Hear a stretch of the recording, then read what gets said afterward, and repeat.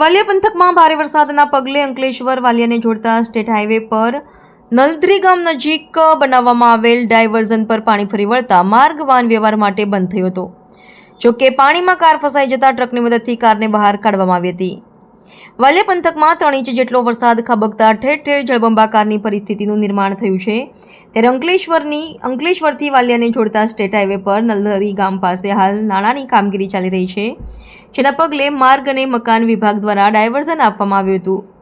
નલધરી ગામ નજીક કોતર નજીક બનાવેલા ડાયવર્ઝન પરથી વરસાદી પાણી ફરી વળ્યા હતા, જેના કારણે માર્ગ વાહન વ્યવહાર માટે બંધ થઈ ગયો હતો। ડાયવર્ઝન પરથી વહેતા ધસમસતા પાણી વચ્ચેથી પસાર થતા એક પેસેન્જર ઇકો કાર પણ ફસાઈ ગઈ હતી। જોકે કારમાં સવાર તમામ લોકોનો આ બાદ બચાવ થયો હતો અને ટ્રકની મદદથી કારને બહાર કાઢવામાં આવી હતી।